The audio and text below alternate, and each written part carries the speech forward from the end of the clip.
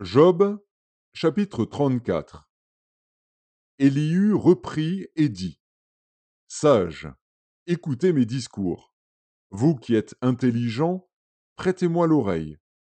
Car l'oreille discerne les paroles, comme le palais savoure les aliments. Choisissons ce qui est juste, voyons entre nous ce qui est bon.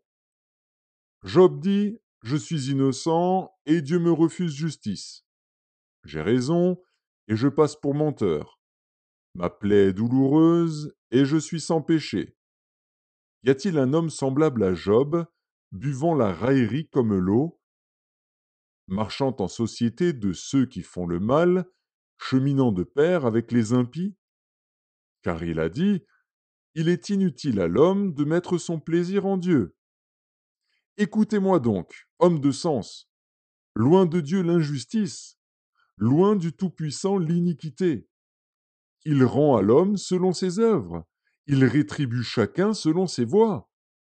Non, certes, Dieu ne commet pas l'iniquité, le Tout-Puissant ne viole pas la justice. Qui l'a chargé de gouverner la terre? Qui a confié l'univers à ses soins? S'il ne pensait qu'à lui-même, s'il retirait à lui son esprit et son souffle, toute chair périrait soudain, et l'homme rentrerait dans la poussière. Si tu as de l'intelligence, écoute ceci, prête l'oreille au son de mes paroles. Un ennemi de la justice régnerait-il?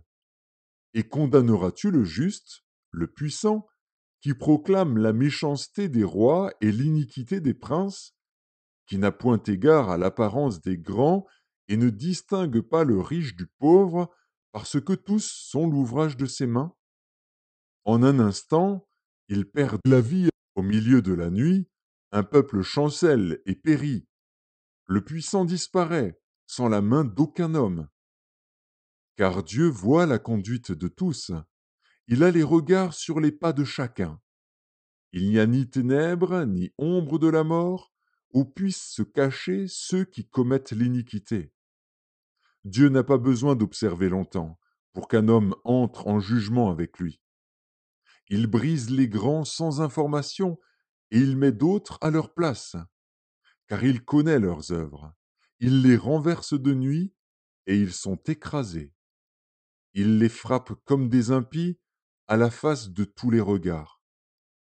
En se détournant de lui, en abandonnant toutes ses voies, ils ont fait monter à Dieu le cri du pauvre. Ils l'ont rendu attentif au cri des malheureux. S'il donne le repos, qui répandra le trouble? S'il cache sa face, qui pourra le voir? Il traite à l'égal soit une nation, soit un homme, afin que l'impie ne domine plus et qu'il ne soit plus un piège pour le peuple. Car a-t-il jamais dit à Dieu: J'ai été châtié, je ne pécherai plus. Montre-moi ce que je ne vois pas. Si j'ai commis des injustices, je n'en commettrai plus. Est-ce d'après toi que Dieu rendra la justice?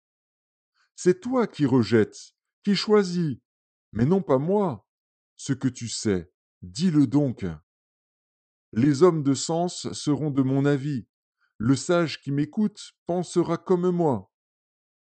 Job parle sans intelligence, et ses discours manquent de raison. Qu'il continue donc à être éprouvé, puisqu'il répond comme font les méchants. Car il ajoute à ses fautes de nouveaux péchés. Il bat des mains au milieu de nous, il multiplie ses paroles contre Dieu.